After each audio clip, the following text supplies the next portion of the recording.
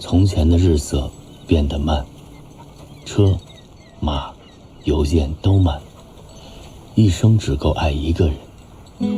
隋东风一个人从中国来到了新西兰奥克兰，一边学习外语一边送外卖。他住进了华人林太太的家，林太太为人十分善良，可惜老公早年不幸去世，孤单一人留在奥克兰。隋东风替林太太割草、打理房屋，换取免缴房租。这里还有另一位房客，他也是来自北京，叫罗云。可是几个月以来，他们都碰不上面，一个白天上班，一个晚上到鱼市场工作。直到一天假期，他俩终于遇上了。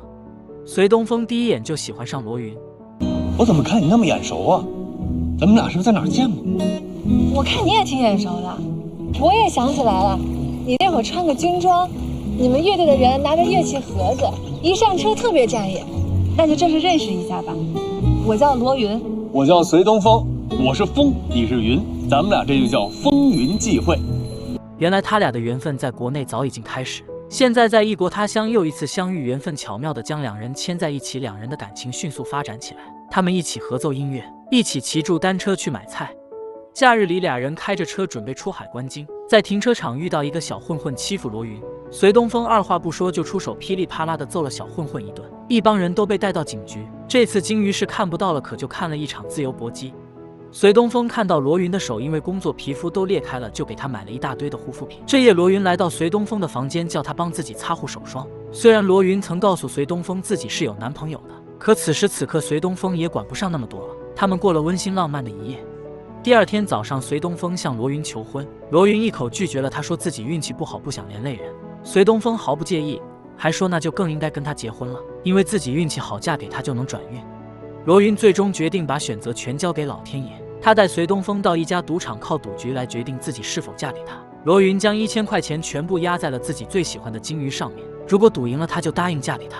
老天爷似乎有意在帮忙，他们居然真的赢了。东风决定再来一把，他们又赢了，靠着1000元幸运的连赢了2把，赚了10万块。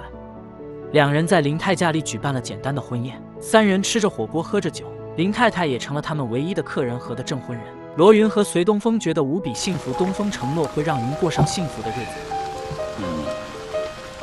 我隋东风何德何能，在异国他乡娶了这么好的一个老婆？真的，我现在我觉得我是这个世界上最幸福的人。隋太，听好了，我会尽我的所能，让你过上最好的日子。我隋东风会拿我的生命来保护你。我喝白开水，你就喝酒；我吃饭的时候，你吃肉；我吃肉的时候，你吃燕窝。总之，咱们家最好的东西一定在你肚子里。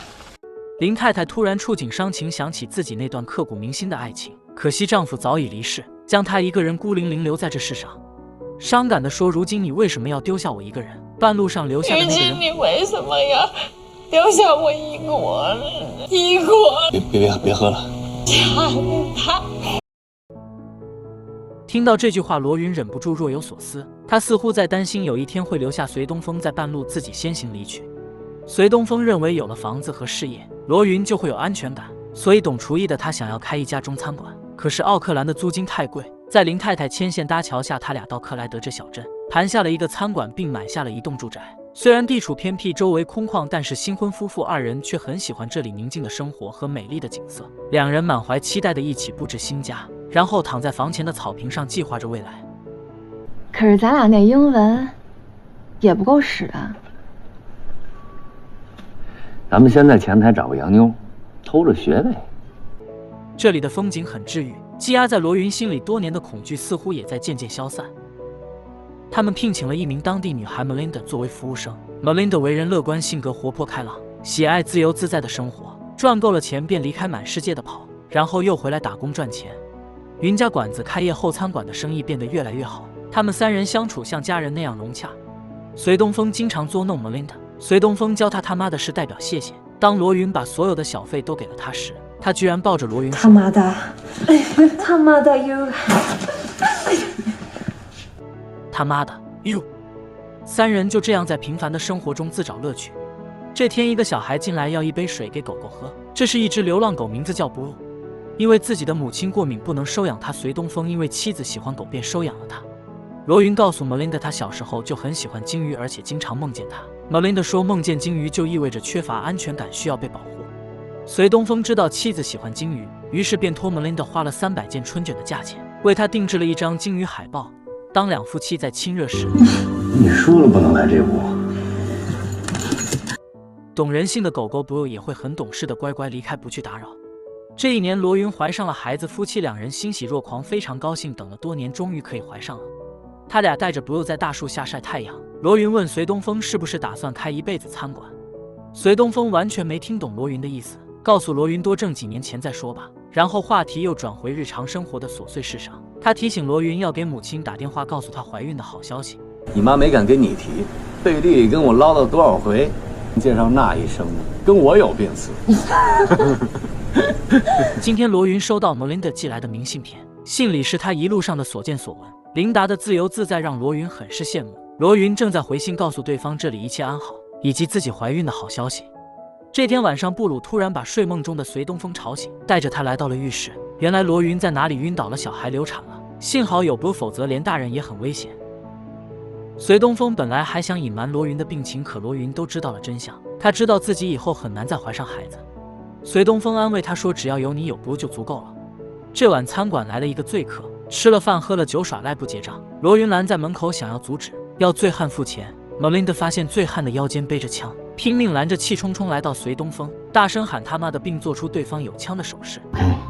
隋东风只能打开门请醉汉离开，幸好有 Melinda， 这才不酿成大祸。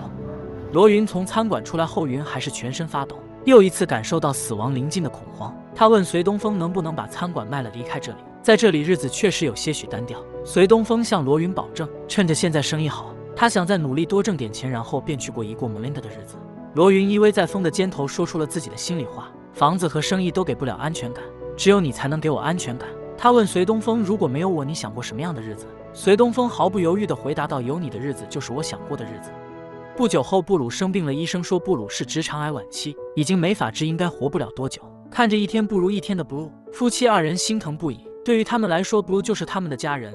晚上，罗云给布鲁他最喜欢吃的香肠，边喂着他吃边说，以后再也不怕生病，把肚皮吃个够，好不好啊？再也不怕生病。因为明天隋东风要带布鲁去医院，用安乐死的方式让他没有痛苦地离开这个世界。看着布鲁一步步走进手术室，布鲁回头看东风的眼神像是告别，风还是流下了不舍的眼泪。他们把布鲁埋在了房前的那棵大树下，因为那里可以看到家的方向。布鲁死后，家里很长一段时间都笼罩在沉重的阴霾之下。罗云变得郁郁寡欢，心事重重，经常独自一个人抽着烟，看着布鲁生前的录像出神。隋东风决定带他去旅行，他们接受了琳达的邀请，一起前往对方支教的地方散心。这夜绚丽的极光就出现了，碧绿的极光浸染了整片夜空，像梦境一样美丽不真实。在极光下，3人赶紧许愿。Melinda 跟隋东风都把自己的愿望说了出来，但罗云却怎么也不肯说。原来罗云许下了希望餐馆被毁的愿望，因为自己真的渴望逃离这样的生活，因为死亡的阴影在他心里令他处于极度的痛苦和不安之中。餐馆在某个深夜起了大火，原因是线路老化，没想到这个愿望却因一场意外成了真。看着隋东风失落地蹲在路边，罗云倍感内疚，她觉得是因为自己毁掉了丈夫多年来的心血，自己的愿望好似一把锋利的刀扎在了风的心头。餐馆被烧后，他们决定重新回到奥克兰。他们把住了多年的老房子卖给了一对新婚夫妇，此情此景与2人刚来时一模一样。临走前，罗云来到房前的那棵大树下，对他的孩子 Blue 说了声再见。Melinda 特意赶回来送别。回到了奥克兰，他俩想去看看林太太，毕竟在2人心里，林太太就是他们在异乡的亲人。隋东风还准备再为林太太做一顿饭，再帮她剪剪草做。没料到开门的是一位陌生女子，原来林太太1周前刚刚去世，是在睡梦中离去，走得很安详。其后，隋东风找到一份1名社区警察的工作，这里因为华人越来越多，所以需要懂中文的人来当社区警察。他打算过了试用期就和罗云一起回北京看看父母。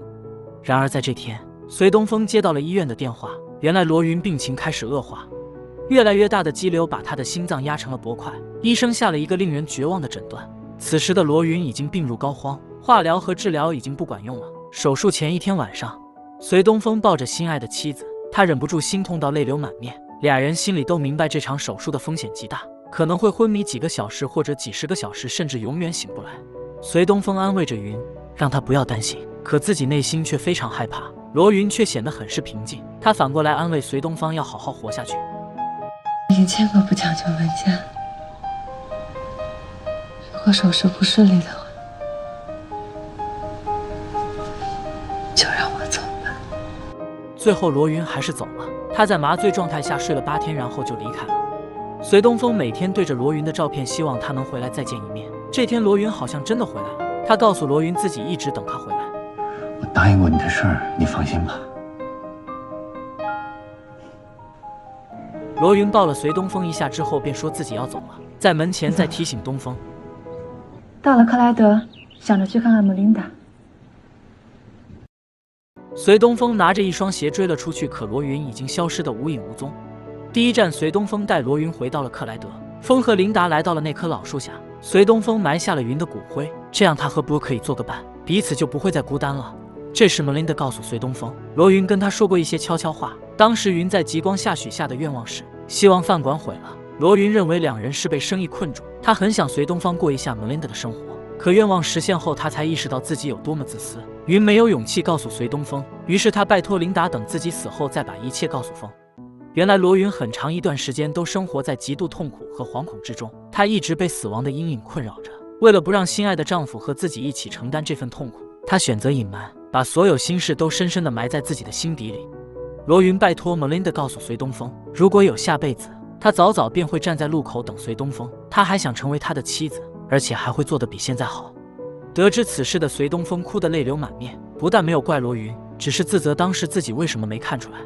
第二站，隋东风带罗云去了凯库拉，新西兰东岸的一个海滨小镇。隋东风想租条船，可负责的女人却说，租船必须提前预约才行，而且根据她丈夫所说，最近1星期都没有发现有鲸鱼出没。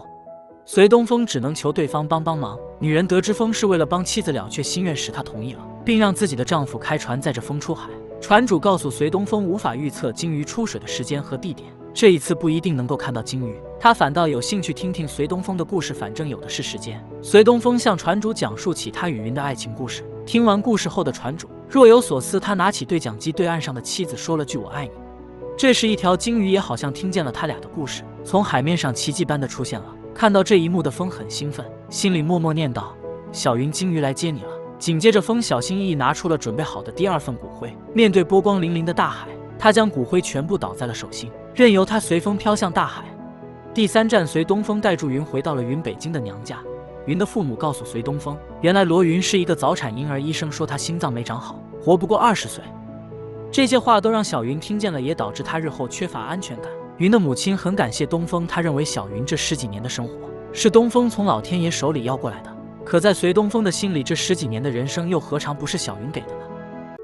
隋东风走了15000千里的路，把妻子的骨灰安放在他喜欢的地方。在这一路上，他终于明白，他的妻子罗云就像家里面前的那棵大树，每时每刻都在从老天爷手里抢住活下来的权利。现在我终于懂他了，我安心了，他也就安心了。